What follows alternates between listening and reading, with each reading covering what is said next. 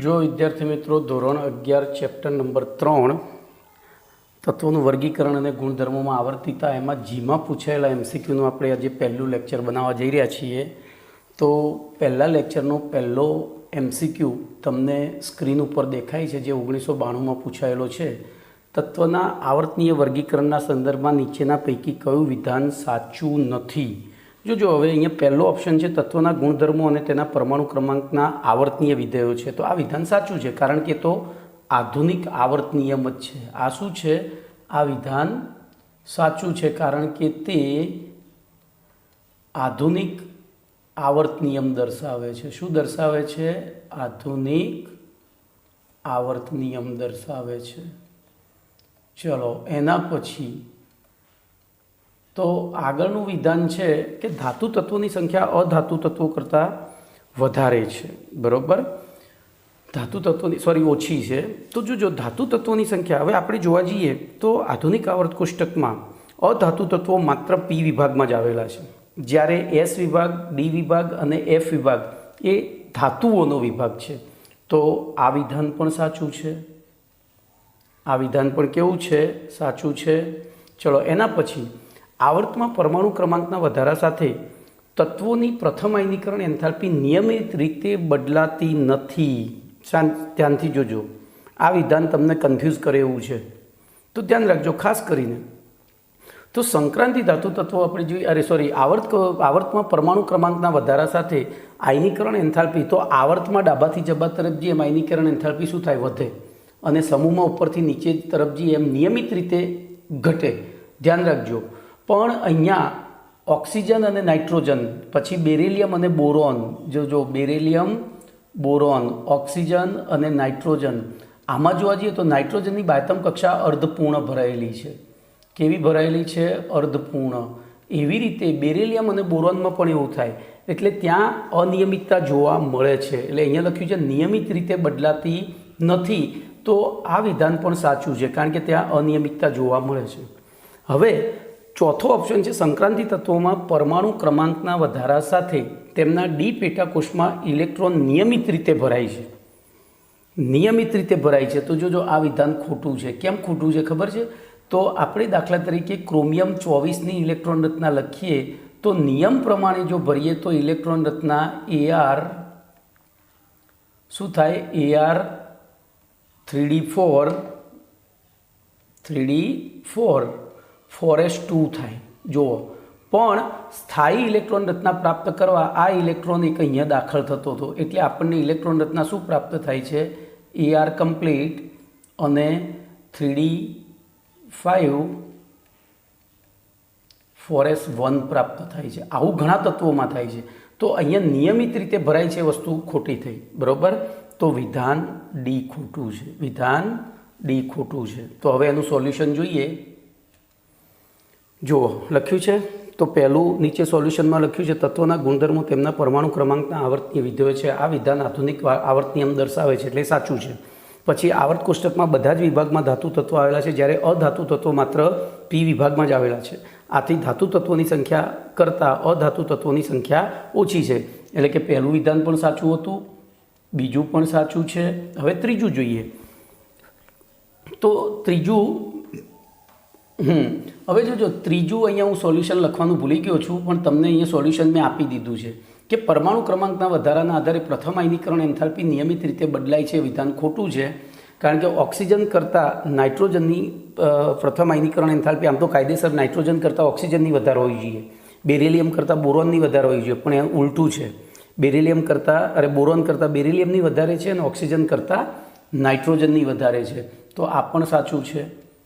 અને છેલ્લે જોઈએ તો આપણે હાલ ચર્ચા કરીએ પ્રમાણે કે એમાં ક્રોમિયમમાં ઇલેક્ટ્રોન અનિયમિત રીતે ભરાય છે, એટલે આ વિધાન ખોટું છે. એટલે આપણો જવાબ શું થાય? તો ડી થાય, કારણ કે આપણને સાચું નથી એવું પૂછ્યું છે.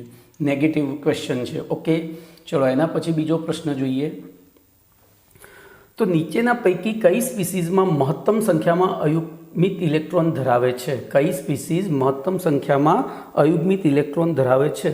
તો બોલો, આપણે મેગ્નેશિયમ Mg+2ની ઇલેક્ટ્રોન રચના લખીએ અહીંયા તો શું થાય? 1s2 2s2 અને 2p6 થાય. જોજો કેમ, તો મેગ્નેશિયમનો પરમાણુ ક્રમાંક 12 છે, એટલે એકચ્યુઅલી એની ઇલેક્ટ્રોન રચના 1s2 2s2 2p6 અને 3s2 થવી જોઈએ, પણ 2 ઇલેક્ટ્રોન ગુમાવેલા છે એટલે અહીંયા 2p6 થઈ. ચલો Ti+3ની શું થાય? તો નિયોન કમ્પ્લીટ 3s2 3p6 થાય. નિયોન કમ્પ્લીટ, કારણ કે ટિટાનિયમનો પરમાણુ ક્રમાંક કેટલો છે?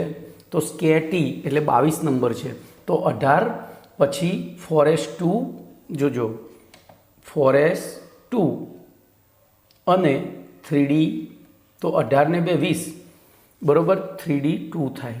શું થાય? આ મેં કોની લખી? ટિટાનિયમની, પણ એમાં +3 વીજભાર છે. ઉપર વીજભાર કેટલો છે? +3, એટલે 2 અહીંથી અને 1 અહીંથી. તો બોલો અહીંયા કેટલા અયુગ્મિત ઇલેક્ટ્રોન થયા? તો 1 જ થયો. કેટલા થયા? 1 જ થયો. બરાબર. બોલો અહીંયા કેટલા અયુગ્મિત થયા હતા? તો જો બધા યુગ્મિત છે 0. હવે V+3 લઈએ, તો V+3 સ્કેટી વેક્રો, તો ટિટાનિયમ પછી જો હવે ઇલેક્ટ્રોન રચના લખવાની જરૂર નથી, અહીંયા 3d3 થશે. શું થશે? 3d3. અને 3d કક્ષકમાં 2 ઇલેક્ટ્રોન હશે તો 2 અલગ અલગ કક્ષકમાં ભરાશે, તો અહીંયા 2 ઇલેક્ટ્રોન અયુગ્મિત થશે. અહીંયા કેટલા અયુગ્મિત થશે? 2. ચલો એવી રીતે Fe+2, તો Fe+2ની ઇલેક્ટ્રોન રચના થાય Ar 4s2 3d6, એમાંથી 2 ઇલેક્ટ્રોન 4sના ગયા. જોજો Ar 4s2 3d6, પણ 3d6 અંદર દર્શાવીએ તો બહારના 2 ઇલેક્ટ્રોન જાય તો ડી કક્ષકમાં 6 ઇલેક્ટ્રોન થાય, અને ડી કક્ષકમાં 6 ઇલેક્ટ્રોન થાય તો ડીના 5 પેટા પ્રકાર છે, એટલે એક લેખે ભરીએ તો એક પાછું યુગ્મીકરણ થાય. તો બોલો અહીંયા અયુગ્મિત ઇલેક્ટ્રોનની સંખ્યા કેટલી થાય? 4. તો બોલો આપણો પ્રશ્ન હતો મહત્તમ સંખ્યામાં અયુગ્મિત ઇલેક્ટ્રોન ધરાવે છે, વિકલ્પ ડી સાચો થાય. તો હવે જોઈએ સોલ્યુશન. બોલો કમ્પ્લીટ આપ્યું છે? ક્લિયર? તો આ સોલ્યુશન તમારે હવે જોઈ જ લેવાનું. હું પહેલાં સમજાવું છું, એ જ વસ્તુ અહીંયા હશે. ચલો એના પછીનો પ્રશ્ન જોઈએ. પ્રશ્ન નંબર 3, જે 15મી સાલમાં પૂછાયેલો છે. હવે જોજો, આવર્ત કોષ્ટકના લાંબા સ્વરૂપમાં સંયોજકતા કક્ષામાં 5s2 5p4 ઇલેક્ટ્રોન રચના ધરાવતા તત્વો ખાલી જગ્યામાં આવેલા હોય છે. ધરાવતા તત્વ, એમ તત્વો નહીં, તત્વ. તો જોજો અહીંયા કોઈપણ તત્વની સંયોજકતા કક્ષાની ઇલેક્ટ્રોન રચના છે, એનો n એટલે કે આ વેલ્યુ એ એનો સમૂહ શું દર્શાવે? બોલો આવર્ત ક્રમાંક દર્શાવે. શું દર્શાવે? તો અહીંયા આવર્ત ક્રમ શું થશે? બોલો તો આવર્ત ક્રમ 5 થશે. કેટલો થશે? 5. ચલો હવે તો એમાં રહેલા ઇલેક્ટ્રોનની સંખ્યા એ સમૂહ ક્રમાંક દર્શાવે. તો અહીંયા ખાસ જોવાનું છે, અહીંયા સમજવાનું છે ભાઈ, કે સમૂહ ક્રમાંકમાં ધ્યાન રાખજો, અંતિમ ઇલેક્ટ્રોન ડી કક્ષકમાં ભરાતો હોય તો જેટલા ઇલેક્ટ્રોન હોય ને એટલા જ લખી દેવાના. તો અહીંયા બોલો અંતિમ ઇલેક્ટ્રોન શેમાં ભરાય છે? તો પીમાં ભરાય છે, ડીમાં નહીં. તો પછી ડીમાં ભરાતું હોય તો બાહ્યતમ કક્ષામાં જેટલા ઇલેક્ટ્રોન હોય એટલા જ લખવાના કુલ સમૂહ ક્રમાંક તરીકે. પણ જો પી હોય તો 10 એડ કરી દેવાના. તો બોલો અહીંયા કુલ ઇલેક્ટ્રોન શું છે? તો 6. બરાબર. કુલ ઇલેક્ટ્રોન આપણે અહીંયા દેખાય છે સંયોજકતામાં 6 વત્તા અંતિમ ઇલેક્ટ્રોન પી કક્ષકમાં ભરાય છે, એટલે હું 10 ઉમેરું તો બોલો કેટલા થયા? 16 થયા. 16. તો બોલો આ સમૂહ ક્રમાંક કેટલો થવો જોઈએ? 16. અને આવર્ત ક્રમાંક 5. તો આપણો કયો વિકલ્પ સાચો થાય? તો વિકલ્પ 6 સાચો, સી સાચો થાય. વિકલ્પ સી સાચો થાય. તો ચલો હવે એનું સોલ્યુશન જોઈ લઈએ. બોલો કમ્પ્લીટ છે? કમ્પ્લીટ. શાંતિથી સાંભળજો, જો અહીંયા મેં કમ્પ્લીટ લખ્યું છે. કોઈપણ તત્વની સંયોજકતા કક્ષાની ઇલેક્ટ્રોન રચનામાં મુખ્ય ક્વોન્ટમાંક એ આવર્તક્રમ દર્શાવે છે, અને સંયોજકતા કક્ષામાં અંતિમ ઇલેક્ટ્રોન પી કક્ષકમાં ભરાયેલો હોય તો તે સંયોજકતા કક્ષામાં ભરાયેલા કુલ ઇલેક્ટ્રોનની સંખ્યા વત્તા 10, અને જો સંયોજકતા કક્ષામાં અંતિમ ઇલેક્ટ્રોન ડી કક્ષકમાં ભરાયેલો હોય તો ડી કક્ષકમાં ભરાયેલા ઇલેક્ટ્રોનની સંખ્યા વત્તા 2 એ જે તે તત્વોનો સમૂહ ક્રમાંક દર્શાવે છે. આથી આપેલા તત્વની સંયોજકતા કક્ષાની ઇલેક્ટ્રોન રચના 5s2 5p4 છે, જે દર્શાવે છે કે આ સમૂહ 16નું તત્વ અને આવર્ત 5નું તત્વ છે. ચલો એના પછી આગળ જઈએ. તો આવર્ત કોષ્ટકમાં તત્વોના સંદર્ભમાં નીચેના પૈકી કયું વિધાન સાચું છે? જોજો કયું વિધાન. હવે ભાઈ થોડી છાપવાની ભૂલો હશે, પણ આપણે તો પ્રશ્નથી મતલબ છે. અહીંયા વિધાનની જગ્યાએ વિધાનમાં લખાયું છે, એ બહુ મોટો ઇસ્યુ નથી. બોલો તો સમૂહ 15માં ઉપરથી નીચે તરફ જતા શું થાય? બોલો તો +5 ઓક્સિડેશન અવસ્થાની સ્થિરતા વધે છે, તો આ વિધાન ખોટું છે. કેમ? તો સમૂહ 15 પી વિભાગનું તત્વ છે અને પી વિભાગના તત્વોમાં જે તે તત્વનું એટલે કે જે તે સમૂહ એની ઓક્સિડેશન અવસ્થા તેના સમૂહ ક્રમાંકમાંથી 10 બાદ કરીએ એટલી મળે મહત્તમ ઓક્સિડેશન અવસ્થા. પણ નિષ્ક્રિય યુગ્મ અસરના કારણે એ ઓક્સિડેશન અવસ્થાની સ્થિરતા નીચે તરફ જતાં ઘટે છે. તો બોલો અહીંયા સમૂહ 15 છે એટલે મહત્તમ ઓક્સિડેશન અવસ્થા 5 થાય, પણ એ ઉપરથી નીચે તરફ જતાં ઉપરથી નીચે તરફ જતાં એ શું થવી જોઈએ? અહીંયા વધવી જોઈએ, ઘટવી જોઈએ. એની જગ્યાએ શું લખ્યું છે? વધે છે. એટલે આ વિધાન ખોટું છે. ચલો પછી સમૂહ 16ના તત્વો કરતાં 15ના તત્વો કરતાં સમૂહ 16ના અનુવર્તી તત્વોની આયનીકરણ એન્થાલ્પી નીચી હોય છે. તો બોલો આ વિધાન કેવું છે? તો સાચું છે. કેમ સાચું છે? તો સમૂહ 15ના તત્વોની બાહ્યતમ કક્ષાની સામાન્ય ઇલેક્ટ્રોન રચના NH2 NP3 થાય છે. શું થાય છે? આ સમૂહ 15ના તત્વોની થઈ. હવે સમૂહ 16ના તત્વોની લખીએ તો શું થાય? તો NH2 NP4 થાય. હવે જોજો અહીંયા આ NH2 કક્ષક સંપૂર્ણ ભરાયેલી છે અને NP કક્ષક અર્ધપૂર્ણ ભરાયેલી છે, એટલે આ ઇલેક્ટ્રોન રચના કેવી થાય? સ્થાયી થાય. કેવી થાય? અસ્થાયી. જ્યારે આમાં એક NP કક્ષકનો એક ઇલેક્ટ્રોન ગુમાવે તો સ્થાયી થાય, એટલે કેવી છે? અસ્થાયી. તો બોલો હવે તો આપણું વિધાન જોઈએ તો સમૂહ 15 હવે જો ઇલેક્ટ્રોન રચના સ્થાયી હોય તો એમાંથી ઇલેક્ટ્રોન ગુમાવવો મુશ્કેલ છે, એટલે એની આયનીકરણ એન્થાલ્પી કેવી હોય? તો સમૂહ 15ની વધારે હોય, સમૂહ 16ની નીચી હોય. તો બોલો અહીંયા આ વિધાન સાચું છે. આ વિધાન કેવું છે? સાચું છે. ચલો એના પછી સમૂહ 13ના બધા જ તત્વો ધાતુ તત્વો છે. તો સમૂહ 13 એટલે તો બાલ ઘાલીન ટાલ. ધ્યાન રાખજો એમાં બોરોન એકમાત્ર અધાતુ તત્વ છે. પછી એલ્યુમિનિયમ ધાતુમાં આવે, પછી ગેલિયમ ઇન્ડિયમમાં બધા ધાતુ અને અર્ધધાતુઓ છે. તો આ વિધાન પણ ખોટું છે. ચલો એના પછી સમૂહ 17ના બધા જ તત્વો વાયુ તત્વો છે. તો સમૂહ 17 એટલે ફૂલ કલી બહાર આવી. એમાં જો ફ્લોરિન ક્લોરિન છે બે વાયુ અવસ્થા ધરાવે છે, બ્રોમિન પ્રવાહી અવસ્થા ધરાવે છે, જ્યારે આયોડિન ઘન અવસ્થા ધરાવે છે. તો આ વિધાન પણ ખોટું છે. તો આપણો જવાબ થાય બી. તો હવે સોલ્યુશન જોઈએ. બોલો શું છે સોલ્યુશન? છે અહીંયા મેં સીધા સોલ્યુશન જ લખ્યું છે. સમૂહ 15ના તત્વોમાં ઉપરથી નીચે તરફ જતાં તેમની સંયોજકતા કક્ષામાં આવેલા NH2 ઇલેક્ટ્રોનની નિષ્ક્રિય અસરના કારણે +5 ઓક્સિડેશન અવસ્થાની સ્થિરતા ઘટે છે. આથી સમૂહ 15ના તત્વોમાં ઉપરથી નીચે તરફ જતાં +5 ઓક્સિડેશન અવસ્થાની સ્થિરતા વધે છે. આ વિધાન ખોટું છે. ચલો બી. તો સમૂહ 15ના તત્વોની સંયોજકતા કક્ષાની ઇલેક્ટ્રોન રચના NH2 NP3 છે, જેમાં NH સંપૂર્ણ અને NP કક્ષક અર્ધપૂર્ણ ભરાયેલી છે. આથી તે પ્રમાણમાં સ્થાયી ઇલેક્ટ્રોન રચના છે. જ્યારે સમૂહ 16ના તત્વોની સંયોજકતા કક્ષાની ઇલેક્ટ્રોન રચના NH2 NP4 છે, જે પ્રમાણમાં અસ્થાયી છે. એ એક ઇલેક્ટ્રોન ગુમાવે તો સ્થાયી થાય. આથી સમૂહ 15ના તત્વો કરતાં સમૂહ 16ના અનુવર્તી તત્વોની આયનીકરણ એન્થાલ્પી નીચી હોય છે. આ વિધાન સાચું છે. પછી સમૂહ 13 એ પી વિભાગનો સમૂહ છે અને તેમાં ધાતુ, અર્ધધાતુ અને ધાતુ એમ ત્રણેય પ્રકારના તત્વો આવેલા હોય છે. આથી સમૂહ 13ના બધા જ તત્વો ધાતુ તત્વો છે. આ વિધાન ખોટું છે. પછી ડીમાં તો સમૂહ 17ના તત્વોમાં ફ્લોરિન અને ક્લોરિન વાયુ અવસ્થા, બ્રોમિન પ્રવાહી અવસ્થા અને આયોડિન ઘન અવસ્થા ધરાવે છે. આથી સમૂહ 17ના બધા જ તત્વો વાયુ છે. આ વિધાન ખોટું છે, એટલે કે આપણો વિકલ્પ બી સાચો છે. ચલો એના પછી પ્રશ્ન નંબર 5 જોઈએ. તો 71 પરમાણુ ક્રમાંક ધરાવતા તત્વ એક્સનો 71મો ઇલેક્ટ્રોન કઈ કક્ષકમાં દાખલ થાય? બોલો કેવી રીતે નક્કી કરીશું? તો હવે ભાઈ અહીંયા તમારે શું કરવું પડે ખબર છે? તો પેલો ચાર્ટ દોરવો પડે. ધ્યાન રાખજો, ચાર્ટ દોરી ઇલેક્ટ્રોન રચના લખવી પડે અને પછી જ તમે નક્કી કરી શકો. તો આપણે ચાર્ટ દોરીએ છીએ 1s, પછી 2s, 3s, 4s, 5s, 6s, 7s, 8s. જોજો ભાઈ તમારે આ રીતે જ સોલ્યુશન કરવાનું છે. પછી 2p,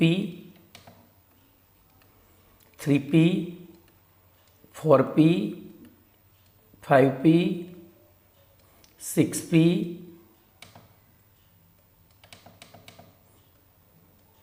5p, 6p, 7p અને બરાબર પછી 3d, 4d, 5d, 6D પછી બોલો તો 4F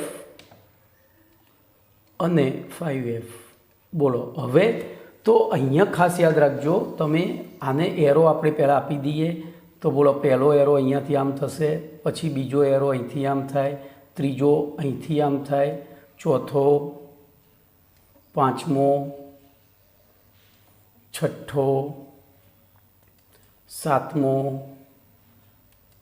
આઠમો, બરાબર।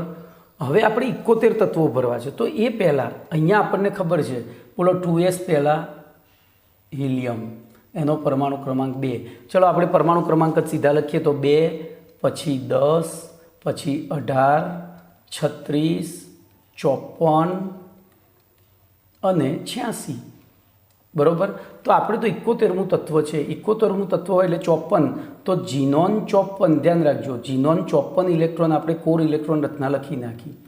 ચલો પછી 55મો અને 56મો 6sમાં ભરાશે તો 6s2 બોલો 6s2 પછી બોલો શેમાં ભરાશે તો 4f14 તો 4f14। હવે જોજો 54 ને 2 56, 56 ને 14 70 બોલો। હવે શેમાં ભરાય તો 5d1, શેમાં ભરાય 5d1।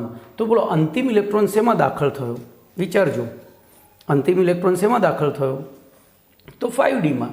તો કયો જવાબ આપણો સાચો, બરાબર સી ઓપ્શન સાચો। તો હવે જોઈએ, બરાબર હવે જોજો મેં અહીંયા સીધી ઇલેક્ટ્રોન રચના જ લખી છે, પણ ઇલેક્ટ્રોન રચના તમારે પેલો ચાર્ટ દોરીને લખવાની છે, તમારે ચાર્ટ દોરીને રફકામ કરવાનું તો જવાબ આવશે, બાકી હવામાં વિચારશો તો જવાબ નહીં આવે, બરાબર। હવે જોજો અહીંયા જે ઇલેક્ટ્રોન રચના લખી છે એમાં પાછું તો જોજો પહેલો ઇલેક્ટ્રોન 6sમાં ભરાયો તો પછી 4fમાં અને પછી 5dમાં, પણ આપણે આને ઇલેક્ટ્રોન રચનાના નિયમો પ્રમાણે જોઈએ તો સૌથી n નાનો હોય પહેલો લખાય, એનથી પછી વધુ હોય એ લખાય, પછી વધુ હોય એ લખાય, ઓકે। તો અંતિમ ઇલેક્ટ્રોન તો શેમાં ભરાય છે ભાઈ ડીમાં જ ભરાય છે, ઓકે। ચલો એટલે આ રહ્યું ડી વિભાગનું તત્વ થાય અથવા તો 5d કક્ષકમાં ઇલેક્ટ્રોન દાખલ થાય। ચલો એના પછી છઠ્ઠો પ્રશ્ન જોઈએ તો છઠ્ઠા પ્રશ્નનું વિધાન છે હજુ સુધી ના શોધાયેલું 120 પરમાણુ ક્રમાંક ધરાવતું તત્વ કયા પ્રકારનું હોઈ શકે બોલો। 120 પરમાણુ ક્રમાંક તો એના જ પ્રશ્ન રિપીટ થયો। જો આપણે પાછળ જઈને પહેલાંનું સોલ્યુશન લઈએ, બરાબર અહીંથી જોઈએ તો 120 એટલે 86 બોલો। અહીંયા હું અહીંયા ઇલેક્ટ્રોન રચના લખું છું એની 120 નંબરનાની, બરાબર। તો આગળ રેડોન 86 ભરાઈ ગયા, આપણે અહીંયા લખીએ છીએ પછી પેલામાં જતા રહીશું તો રેડોન 86 પછી શેમાં ભરાયા તો 5f14, શેમાં ભરાયા 5f14 પછી તો 86 ને 14 100 થઈ ગયા। આપણે તો કયા નંબરનું તત્વ હતું ભાઈ 120, તો હવે 5f પછી 6d10, ચલો પછી તો 7p6 અને 8s। હવે ગણો તો 86 ને 14 100 ને 10 110 ને 6 116 અને પાછું અહીંયા 2 ભરીએ, બોલો કેટલા થયા તો હજુ તો બોલો તો કેટલા ખૂટે છે હજુ તો 2 ખૂટે છે। તો હવે એના પછી 7p6 પછી બોલો શેમાં ઇલેક્ટ્રોન જશે 7p પછી 8s2માં ગયો બોલો 4f14 6d10 પછી 7s2 પહેલો લખી દીધો, અરે હા જો અહીંયા આપણી ભૂલ થઈ, અહીંયા પહેલો 86 પછી 7s2માં જાય, 7s2માં જાય, જો પહેલો એમાં જાય એટલે જો આ 86 ને 14 100 ને 102 ને 10 112 ને 6 118 106 ને 18 ને 2 20 એટલે અંતિમ ઇલેક્ટ્રોન કઈ કક્ષકમાં ભરાયો એસ કક્ષકમાં, અને એ પણ પૂર્ણ ભરાઈ। તો બોલો કયામાં હોઈ શકે। હવે આપણે પાછા જતા રહીએ અહીંથી આપણા મેઇન પ્રશ્નમાં જતા રહીએ તો 120 નંબરનું તત્વ એનો અંતિમ ઇલેક્ટ્રોન ભરાય છે 8s2 અંતિમ ઇલેક્ટ્રોન શેમાં ભરાય છે 8s2 એટલે કે એની બાહ્યતમ કક્ષાની ઇલેક્ટ્રોન રચના NH2 થાય છે. હવે NH2 કોની હોય ભાઈ? તો આલ્કલાઇન અર્ધ ધાતુ તત્વોની હોય. કોની હોય? આલ્કલાઇન એટલે કે બીજા સમૂહની. કોની હોય? સમૂહ 2ની. તો બોલો અહીંયા આપણો જવાબ બી થાય. હવે ચલો સોલ્યુશન જોઈએ. ખબર પડી? ધ્યાનથી વાંચી લો કે 120 પરમાણુ ક્રમાંક ધરાવતા તત્વની ઇલેક્ટ્રોન રચના RF, RN, 4F, 14, 6D10, 7s2, 7p2 અને 8s2 છે.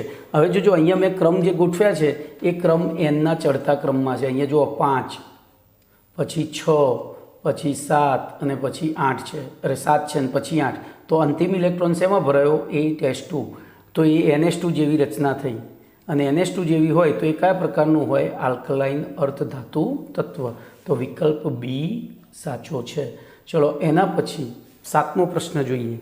બોલો 15 પરમાણુ ક્રમાંક ધરાવતા તત્વનો સમૂહ ક્રમાંક અને સંયોજકતા ઇલેક્ટ્રોનની સંખ્યા કેટલી હોય? બોલો તો 15 નંબરના તત્વની બરોબર સમૂહ ક્રમાંક, સંયોજકતા ઇલેક્ટ્રોનની સંખ્યા અને સંયોજકતા બધું પૂછ્યું છે. તો આપણે એની ઇલેક્ટ્રોન રચના લખવી પડે. તો બોલો 15 નંબરનું તત્વ હોય તો ઇલેક્ટ્રોન રચના 1s2, 2s2, 2p6, પછી 3s2, બોલો કેટલા થયા? તો 3p5 થાય. અહીંયા ચાર્ટની મારે જરૂર નથી, તમારે ચાર્ટ દોરવાનો. બોલો 15 થઈ ગયા. 2 2 4 ને 6 10 ને 2 12 ને 5 15. તો હવે સૌથી પહેલો સમૂહ ક્રમાંક. બોલો સમૂહ ક્રમાંક કયો હોય? તો અંતિમ ઇલેક્ટ્રોન આપણે પહેલા પ્રશ્નમાં ભણ્યા હતા. બોલો પીમાં ભરાયો. પીમાં ભરાયો તો બોલો કયો થાય? તો એની અંદર જે ઇલેક્ટ્રોન છે એના વત્તા 10 કરવા પડે પીમાં ભરાય તો બોલો સમૂહ ક્રમાંક કેટલો થયો? 15. કેટલો થયો? 15. ચલો પછી સંયોજકતા ઇલેક્ટ્રોનની સંખ્યા બીજા નંબરે. તો સંયોજકતા ઇલેક્ટ્રોનની સંખ્યા જોઈએ તો બાહ્યતમ કક્ષામાં આવેલા ઇલેક્ટ્રોનની સંખ્યા થાય. સંયોજકતા ઇલેક્ટ્રોન એટલે બાહ્યતમ કક્ષામાં આવેલા ઇલેક્ટ્રોન થાય. એક મિનિટ, અહીંયા મારી ભૂલ નથી ને? ભૂલ છે ભાઈ, અહીંયા 3 જ આવે. એક જ મિનિટ હો. 2 2 4 6 10 ને 12 ને 3 15 આવે. એક મિનિટ, અહીંયા 3 આવશે જો. અને એની અંદર 10 ઉમેરીએ તો બોલો આ કયા નંબરનું તત્વ થયું? કયા સમૂહનું થયું? બોલો. હવે એમાં જોજો પી વિભાગમાં ગોઠવાયું હોય તો 10 નહીં, એટલે ટોટલ બાહ્યતમ કક્ષાના ઇલેક્ટ્રોન વત્તા 10 કરવાના. અને ડી વિભાગમાં ઉમેરાયું તો ખાલી 2 જ. તો 2 વત્તા 3 વત્તા 10 એટલે બોલો સમૂહ ક્રમાંક 15 થયો. ચલો પછી ઇલેક્ટ્રોનની સંખ્યા કેટલી દેખાય છે? તો 2 વત્તા 3 એટલે કે 5 થાય. બોલો ઇલેક્ટ્રોનની સંખ્યા, સંયોજકતા ઇલેક્ટ્રોનની સંખ્યા 5 થઈ. હવે 5 હોય તો એ તત્વ શું કરે? કાં તો 5 ગુમાવે કાં તો 3 મેળવે. તો કયું સહેલું છે બેમાંથી? તો 3 મેળવવા સહેલા છે. તો બોલો એની સંયોજકતા કેટલી હોય? 3. તો 15 5 3. બોલો આપણો જવાબ બી થવો જોઈએ. જોઈએ હવે સોલ્યુશન કમ્પ્લીટ, ક્લિયર. ચલો એના પછી 8મો પ્રશ્ન જોઈએ.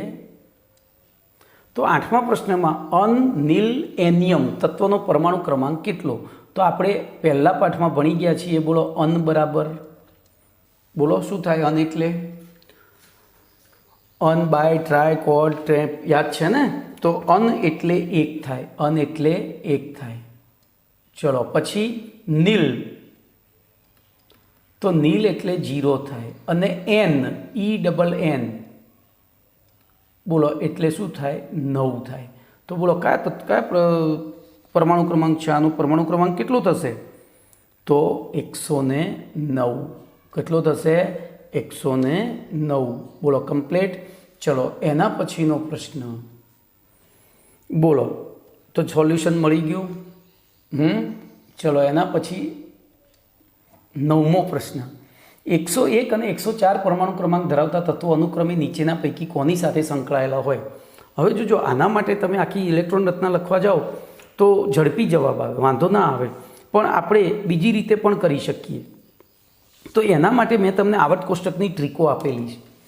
બોલો તો અહીંયા તમારે ટ્રીકનો ઉપયોગ કરીને પણ તમે જવાબ લાવી શકો અને ઇલેક્ટ્રોન રચનાનો ઉપયોગ કરીને જવાબ લાવી શકો. કારણ કે અહીંયા આપણને છે ને સમૂહ ક્રમાંકને એક્ટિનોઇડ્સને એવું બધું આપેલું છે. તો બોલો 101 નંબરના તત્વની ઇલેક્ટ્રોન રચના લખીશું તો શું છે? યાદ આવે છે કંઈ? તો 101 નંબરના તત્વની ઇલેક્ટ્રોન રચના આપણે પેલો ચાર્ટ હતો એને ધ્યાનમાં રાખીને લખીએ તો જોજો RN 86 RN પછી કેમાં જશે ઇલેક્ટ્રોન ગો RN પછી શેમાં જતો તો 5F અને પછી 7Sમાં જશે તો પહેલો 7S2 જોજો પહેલો 7માં જાય 7S2 અને પછી તો 86 ને 2 88 બોલો હવે કેટલા વધ્યા તો 13 વધ્યા તો 5Fમાં થશે અહીંયા 5F 13 તો આ 100 ને બોલો એનો મતલબ એ F વિભાગનું તત્વ છે ધ્યાન રાખજો આપણે પહેલું ઇલેક્ટ્રોન રચના તો લખીએ પછી આગળ વિચારીશું બરાબર તો એ કયા નંબરનું તત્વ છે શું સાબિત થયું તો 100 એટલે કે F વિભાગનું તત્વ છે ચલો એના પછી 104 નંબરની લખીએ તો શું થાય તો હવે બહુ વાર નહીં લાગે બોલો 104ની શું થાય તો RN પછી તો 5F14 7S2 હવે જોજો અહીંયા વચ્ચે એક ઇલેક્ટ્રોન દાખલ થશે કયામાં 6Dમાં કેમ તો પેલો ચાર્ટ જોઈ લેજો આગળ હતો એ બરાબર અથવા દોરજો જાતે તો અહીંયા બોલો શેમાં ભરાશે તો અરે 5Dમાં બરાબર સોરી અહીંયા તો અહીંયા જો આપણે ચાર્ટ જોઈ લઈએ ચલો દોર્યો છે તો જો આમ શું વાંધો છે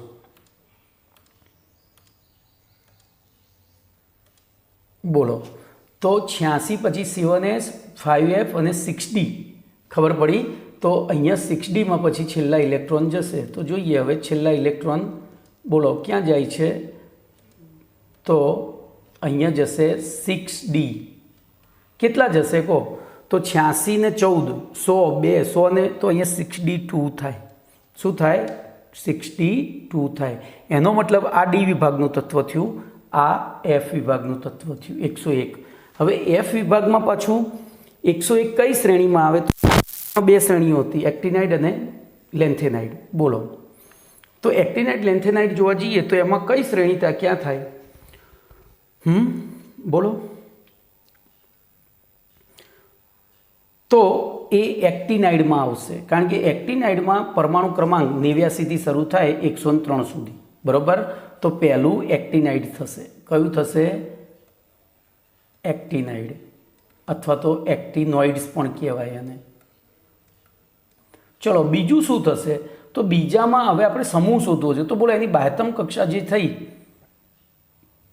એમાં મેં તમને કહ્યું હતું કે અંતિમ ઇલેક્ટ્રોન ડી કક્ષકમાં ભરાતો હોય તો શું કરવાનું એમાં 2 ઉમેરી દેવાના તો બોલો આ સમૂહ કયા સમૂહનું તત્વ થયું સમૂહ 4નું તત્વ થયું કયું તો બોલો એવો ઓપ્શન કયો છે તો એક્ટિનોઇડ્સ અને સમૂહ 4 એટલે બોલો કમ્પ્લીટ ચલો તો આપણે હવે સોલ્યુશન જોઈ લઈએ ભાઈ અહીંયા એક થોડી છાપવાની ભૂલ છે જુઓ આ છગડો આવે એની જગ્યાએ પાંચડો છપાયો છે કમ્પ્લીટ 6D2 બાકી બધું સાચું છે આપણે કર્યું એ પ્રમાણે જ ચલો એના પછી જોઈએ પ્રશ્ન નંબર 10 બોલો 10મો નંબરનો પ્રશ્ન છે પરમાણુ ક્રમાંકનો નીચેના પૈકી કયો સેટ માત્ર સંક્રાંતિ તત્વોનો પરમાણુ ક્રમાંક દર્શાવે છે તો ધ્યાન રાખજો સંક્રાંતિ તત્વો એટલે ડી વિભાગના તત્વો ડી વિભાગના તત્વોમાં શ્રેણી 1 ધ્યાન રાખજો અહીંયા હું શ્રેણી લખીશ અને અહીંયા પરમાણુ ક્રમાંક લખીશ બોલો શું લખીશ પરમાણુ ક્રમાંક તો આવી પરિસ્થિતિમાં તમે ધ્યાનથી યાદ રાખો આવર્ત કોષ્ટક યાદ હોય આવર્ત કોષ્ટક જો તમને મારી ટ્રીક યાદ હોય તો તમે મસ્ત રીતે જવાબ આપી શકો બોલો શ્રેણી 1 શ્રેણી 1માં કયા તત્વોનો સમાવેશ થાય 21 થી 30નો 21 થી 30નો ચલો એના પછી તો શ્રેણી 2 એમાં 39 થી 48 પરમાણુ ક્રમાંકનો સમાવેશ થાય શ્રેણી 2માં 39 થી 48 પરમાણુ ક્રમાંકનો સમાવેશ થાય ચલો પછી શ્રેણી 3 તો શ્રેણી 3માં કોનો સમાવેશ થાય ભાઈ તો પહેલું એક તો 57 નંબર જોજો પછી એફ વિભાગ આવી જાય છે એટલે 57 પછી આગળ સીધું 72 થી 80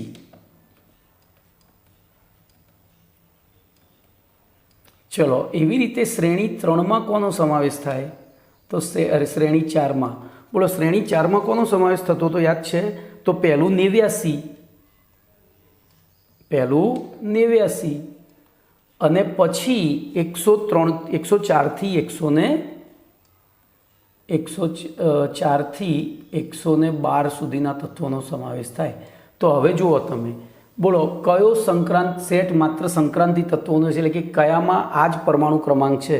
તો જો પહેલામાં આ બધા આવે છે, પહેલામાં 37 આવી ગયો, પછી 42 તો નથી આવી ગયો, પછી 50 તો નથી આવતો, બોલો આ નથી આવતો, પહેલામાં 50 આમાં ક્યાંય આવતો નથી. ચલો બીજામાં તો 21 આવી ગયો, જુઓ 25 આવી ગયો, પછી 42 આવી ગયો અને 72 આવી ગયો, જુઓ તો આપણો જવાબ બી થાય. ચલો હજુ આગળ ચેક કરીએ તો અહીંયા 9 ને 17 બે નથી આવતા, જોઈ લો, પછી આગળ જોવાનું રહેતું નથી. પછી અહીંયા 21 આવે પણ 32 ના આવે, જુઓ 32 ના આવે, એવી રીતે 53 ના આવે અને 64 પણ ના આવે. તો આપણો જવાબ થાય બી. તો જોઈએ હવે બી સોલ્યુશન. બોલો એ જ રીતે લખીને આપ્યું છે. ઓકે, ચલો એના પછી પ્રશ્ન નંબર 11 જોઈએ. બોલો પ્રશ્ન નંબર 11નું વિધાન શું છે?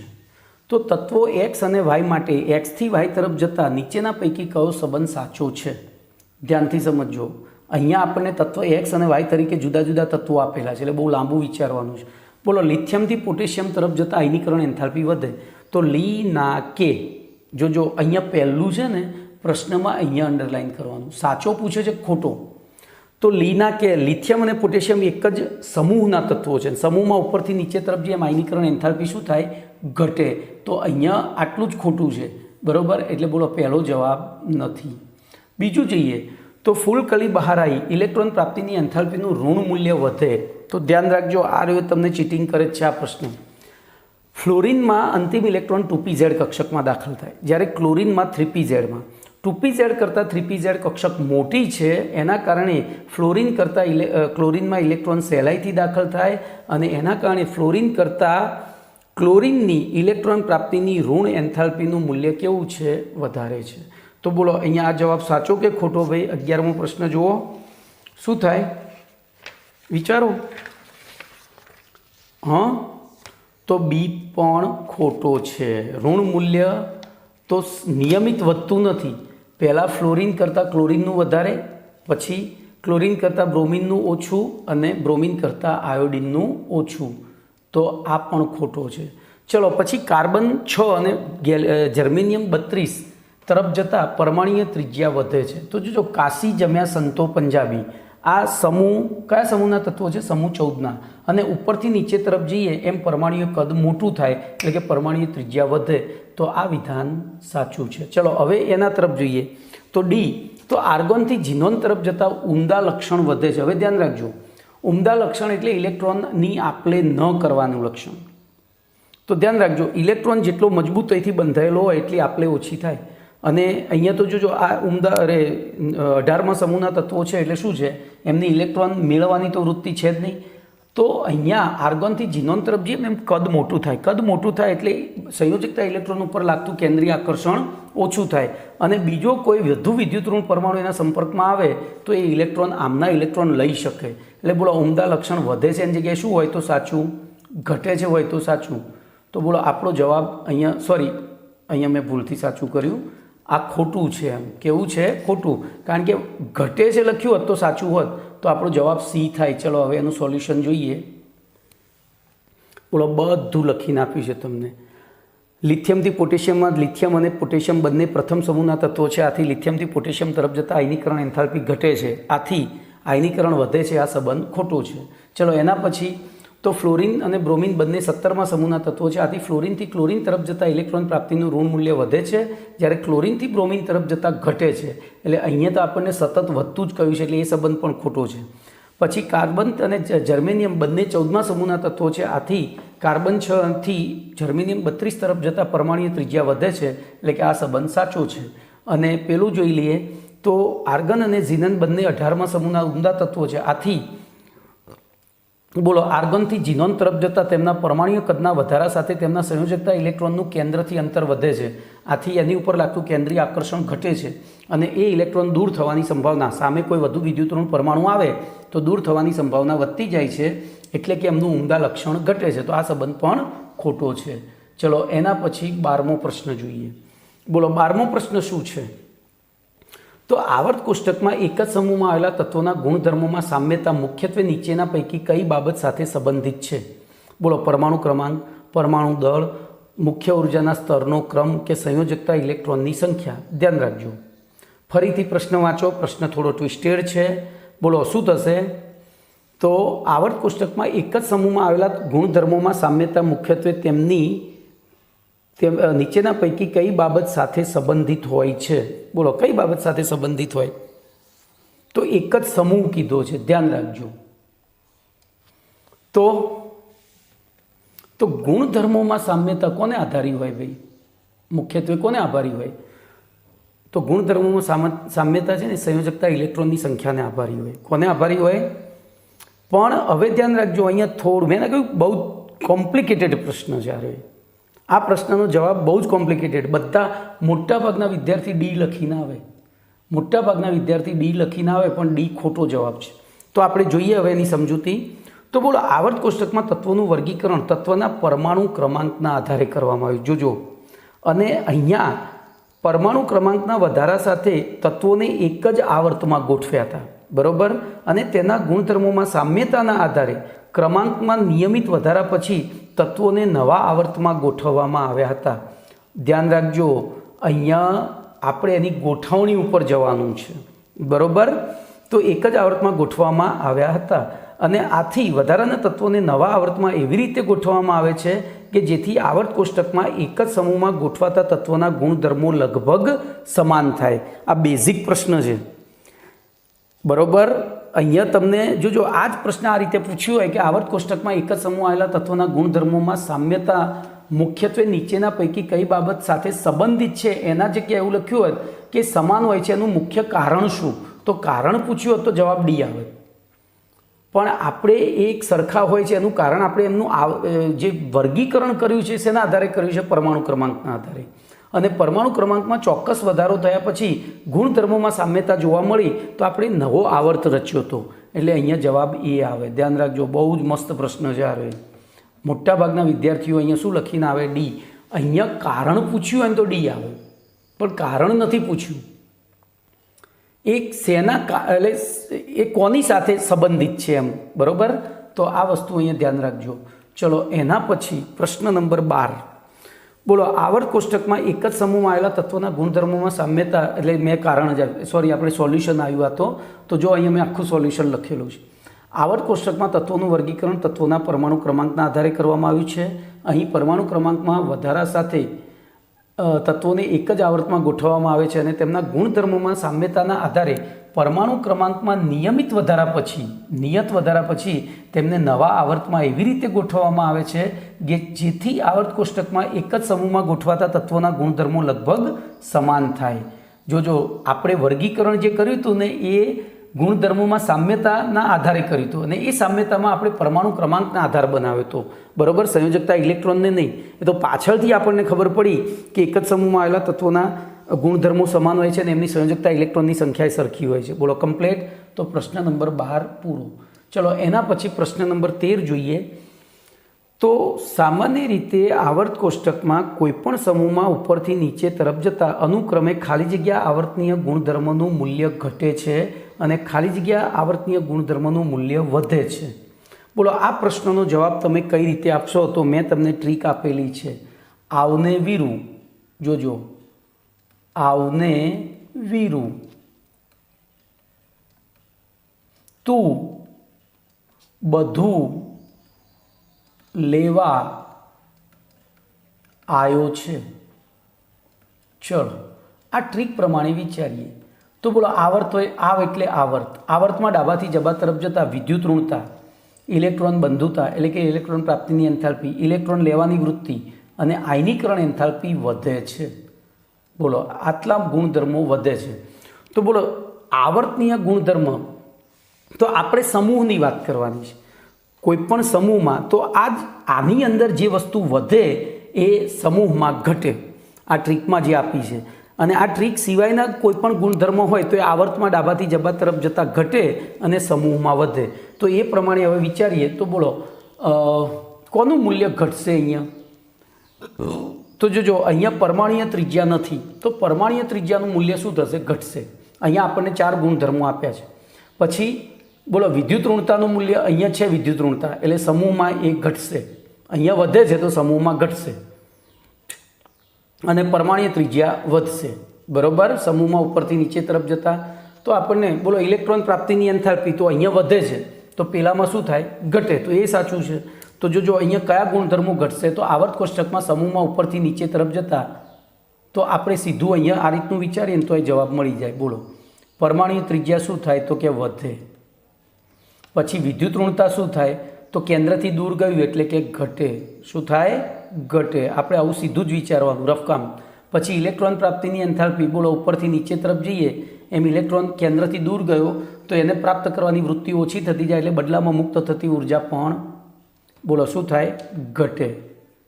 ચલો પછી તો વિદ્યુત ઋણતા પણ ઘટે. જો આ ટ્રીકમાં બધું આવી જાય નીચે. પછી વિદ્યુત ઋણતા ઘટે. બોલો પરમાણ્વીય ત્રિજ્યા વધે.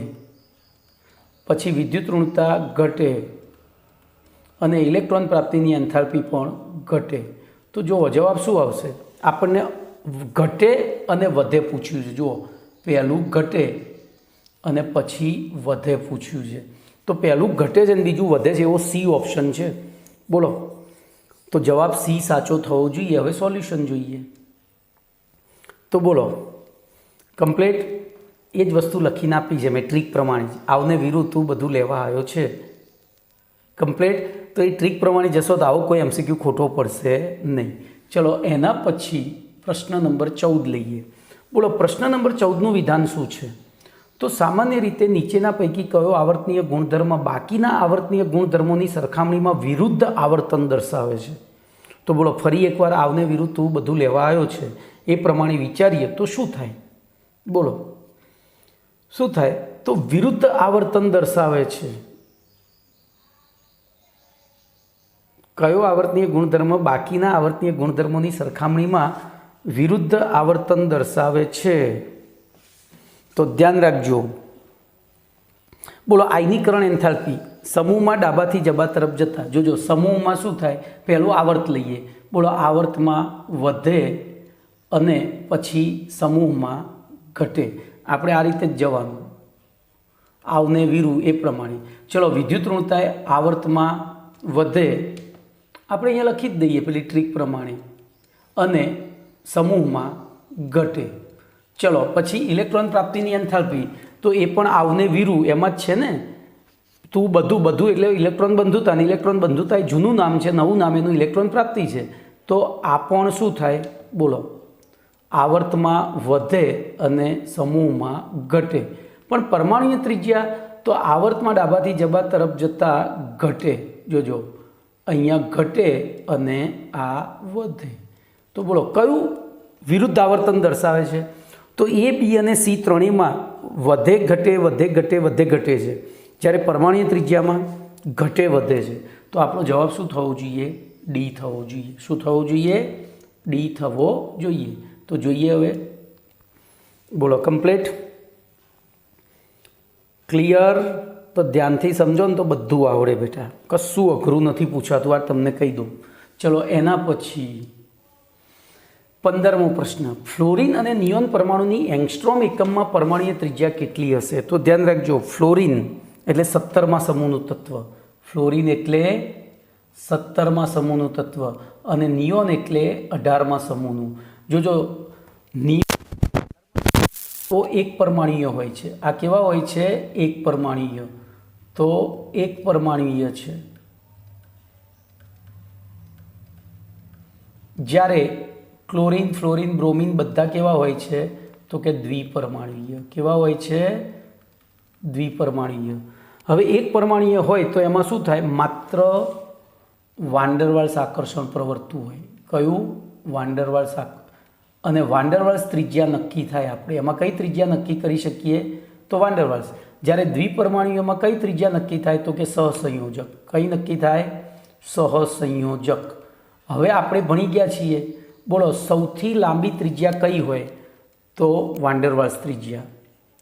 બોલો વાન્ડરવાલ્સ ત્રિજ્યા સૌથી મોટી હોય અને સહસંયોજક ત્રિજ્યા એનથી નાની હોય. સહસંયોજક ત્રિજ્યા એનથી, સહસંયોજક,